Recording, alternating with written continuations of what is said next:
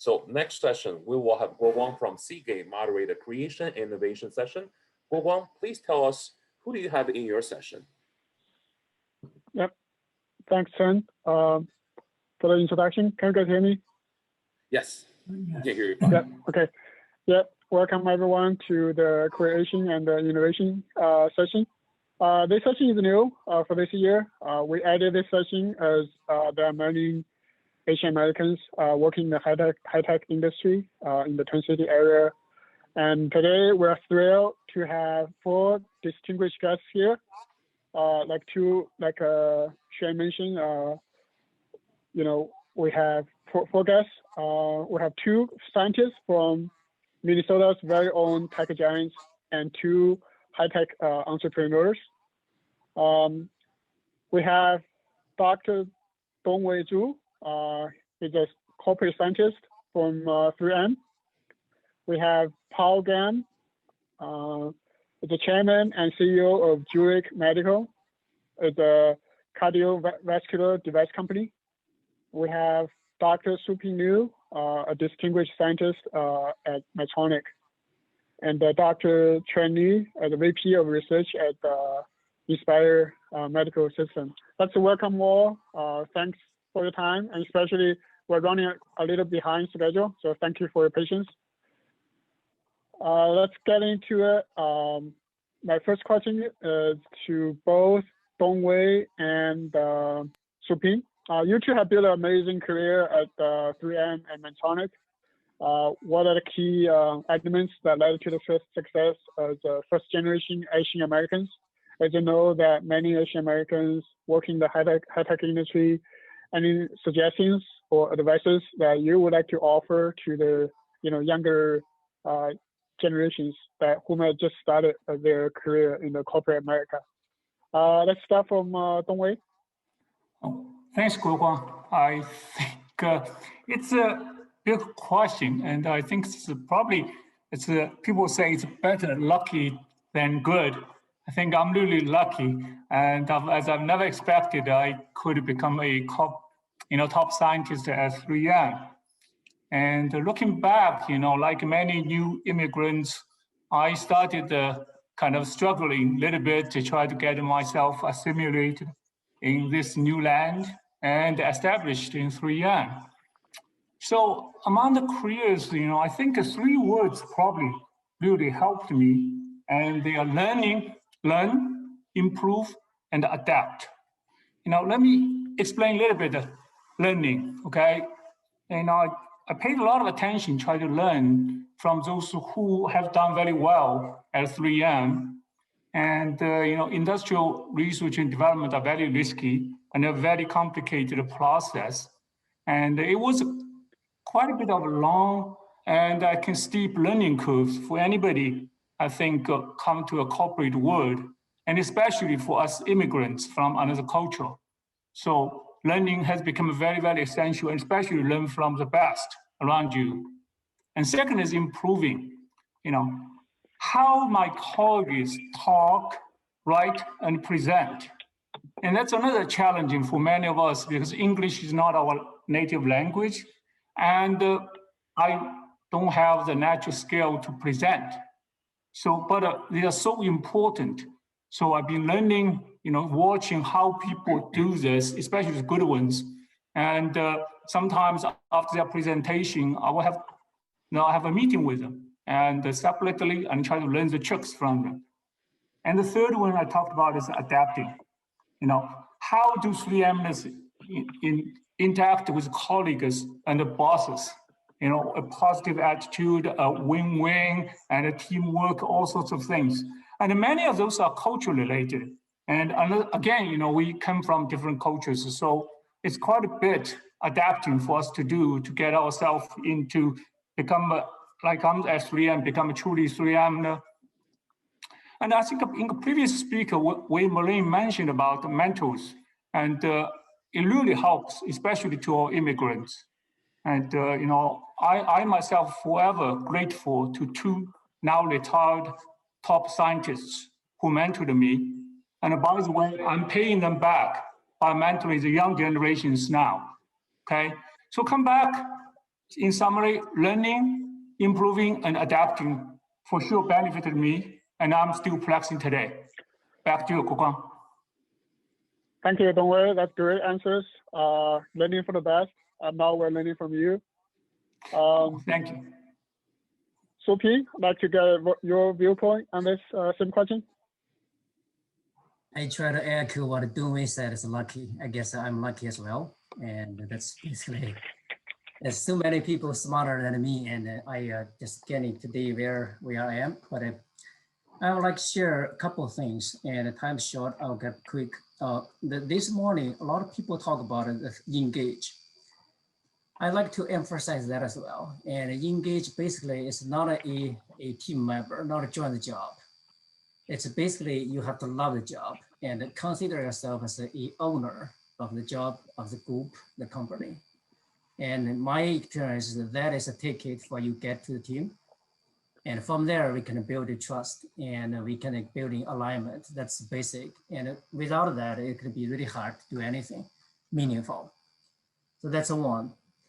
And the second thing I heard this morning, people talk about it, the Dean Philip talked about it. He said, well, use the invitation and the confrontation. And my own experience may be slightly different, would be join instead of complain. And I know my early time in Medtronic, and I complain a lot because I don't think the ticker, my skills, so I feel I didn't be used really well. So I have some complaint. But over time and learning, it's not something you have to stay there, sideline yourself. And if you're not happy, join it, join the team, join the people, join the effort, be part of it. That's the thing we can building. Work together, and that's must be have as a skill. So third one, I want to really echo Sengpei's, and I really enjoy Sengpei's talk. And she talked about the tradition is the tradition is 民族的也是国际的。But it's not going to be 国际的 automatically. It's not going to be there by itself. We need to move needle by ourselves. So we, end of the day, need to do something, regardless how smart we are. And if we don't do it, no one even appreciates it. They even don't know it. So that's a kind of, I want to borrow the 3 ideas people talked about this morning.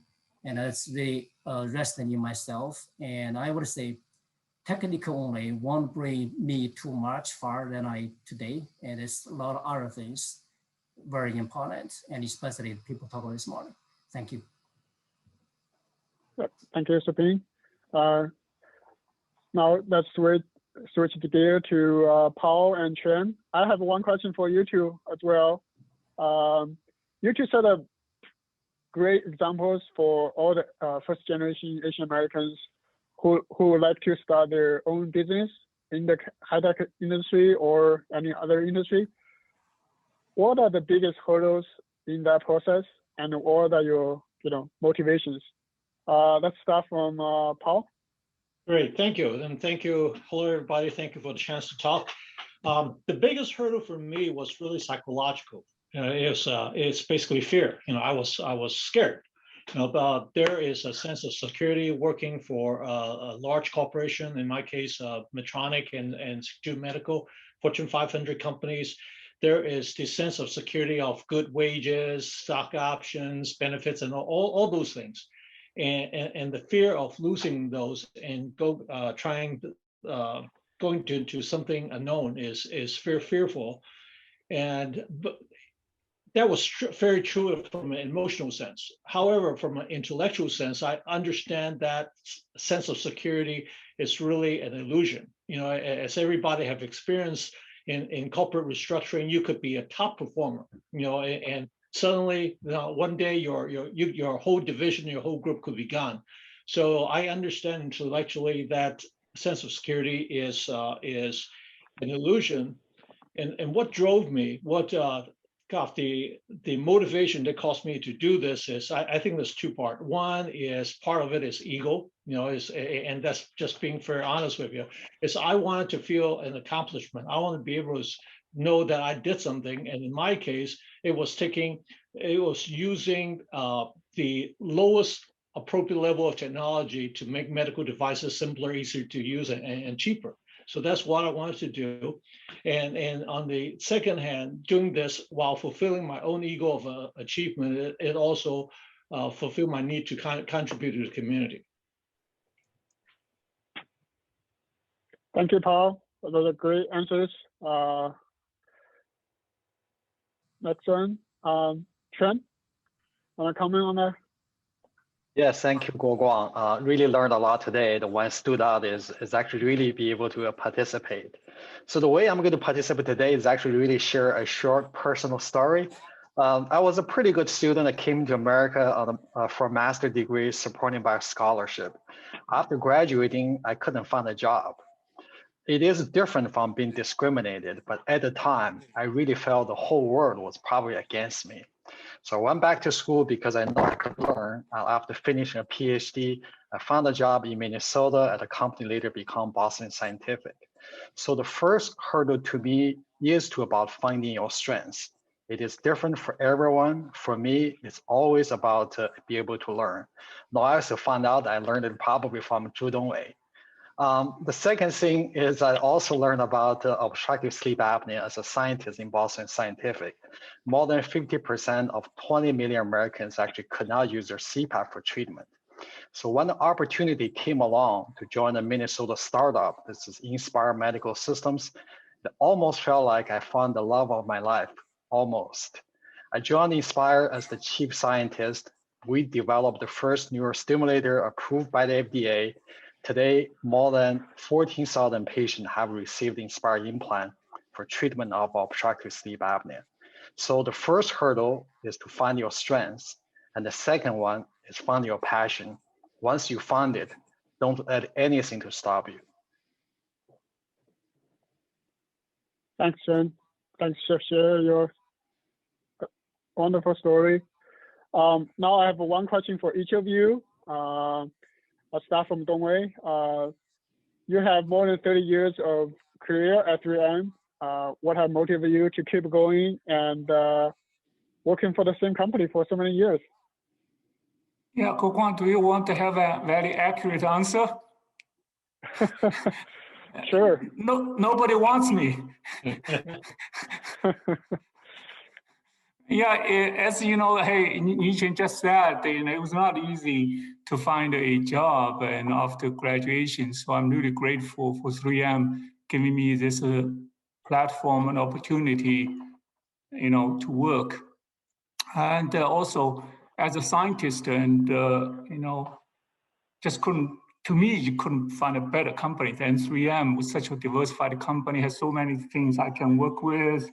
And really, actually, so the feeling I have always, I don't have enough time to do things. So I never have had much way of time of thinking about, going anywhere else. And so I must be having fun, since 30 years doesn't seem to be a very long time for me at 3M. And this also, by the matter of fact, actually, I'm the longest tenured 3M among about 300 of them from mainland China, okay? I think I stop here for time's sake. Go back to you. Yeah, good, yeah. We should have fun if we were staying in a place for 30 years. Thank you, Dongwei, for the answer. You're welcome. Yep. Next question goes to Paul. You worked in corporate America actually before your founding of your own company. How was the transition, and what triggered the decision? Very well, thank you. The transition was actually over a very, very long period of time. I started my career as a corporate accountant. I was CPA by training, so just by that, I'm kind of reasonably pretty conservative and risk averse. So why I say the transition over many years is that the idea has been there, but because of the fear that I talked about earlier, I needed to mitigate that. So over time, I kind of acquired all of the things that I needed, from the very basic of knowledge and expertise. So I kind of learned about medical device from Medtronic and Zhengzhou Medical. and then also the financial flexibility. Over that period of time, I have 3 kids, and they have all gone through college. So that obligation is gone, and you've built up that financial cushion, that affords you flexibility. And then the third one, I think that's very important, and it has also touched into participation. It is the human capital. It is your network, it is your friends, it's your contacts, and that has probably helped me more than anything else. As everybody can see, I'm the only non-PhD on the panel, and the most of the things I've got done, it is not because I know something, I'm an expert in anything. It is because I know somebody who really knows it, and so that's how. So that is something that we, especially as Chinese, sometimes we're not very outward and not very systematic in doing that, and that's something we absolutely have to do.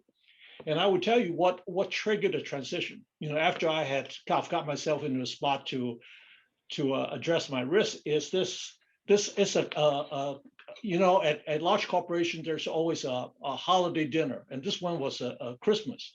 And before then, you have to order what you want to eat, fish, chicken, and so this Christmas dinner, I sat down at the big round table, and I looked at my this table tent of what I ordered. Let me show you. I kept this. This whole game chicken, and I said, gee, I have really been a chicken. I have been so scared of doing anything. So that is actually what triggered the motion. So there you are. Back to you. Yeah, thank you, Paul. That's awesome. Next question goes to Suping. You have worked on many products in your 20+ years of career at Medtronic. What motivates you to keep going when project gets tough and the technical solution seems out of reach? Yeah, I did had a experience with many products. However, and if you look at the detail, basically from my own skill, basically just one thing. It's just like my training during my college is the material. That's all I do have. So the experience I have is how can I fully use of my own skill for different application, for different use. That is the key. And not necessarily have to use everything I learned, but I look for different application, different customers. So that's something I learned so many years. That's I do had a lot of different experience in different divisions, groups, and that helps well. And Medtronic is big, and we do have a lot of opportunity to keep people have fun. So that's maybe one reason. I'll pause here. Okay, thank you, Suping. Yeah, fully using your skill, fully, realize the potential. My last question goes to Chen. Based on your experience and what you have seen around you, what are the qualities that go into making a successful entrepreneur? Well, one quality you do not need is a PhD to tell a good story or start a company. So three things, I guess. The first one, it really is, I think, is willing to take a risk. I think actually, us Asian American will probably come with, right? We come to a new country really without too much. So willing to take a risk, I think, is a big part of joining a small startup. The second one, I really want to say that is about be able to really focus. This is the time that I think major differences from working on many different projects in a large company and then going to a startup that our entire team has a singular focus. I think that actually really helped. The last one, I really want to just kind of share the gratitude I have, because I think, we certainly felt like we did a lot, we work hard, but in the meantime, the ecosystem we have in Minnesota for the medtech industry, and then the healthcare system really be able to really providing life-saving medical technologies. And on the highest arena that the democratic system we have, allow us to come in here, be independent, be able to really pursue our talent and freedom, to me are the things that I'm really gratitude as the success that we have built as a community today. Thank you, Chen. That was great. Awesome. Well, this marks the end of this session. I feel like we can talk more, continue talk for like another like 2 hours, but given the time we have here, we, that's kind of the end of the session. Thanks for all the speakers for their insights and time with us. Thanks for the patience as we are running behind the schedule. Thanks again. Thank you, Guoguang. Really appreciate it. And I think Paul being on the panel, and Paul proves that one still can be successful without PhD. But according to our sample size, it's not a very large percentage. A lot of people mentioned it's better to be lucky and not good. But to our panelists, you are not only good, you are great. Much success to you all, and we're lucky to have you. And I just want to thank our panelists. Many of us started at 10:30, and thanks for staying this long with us on Saturday morning.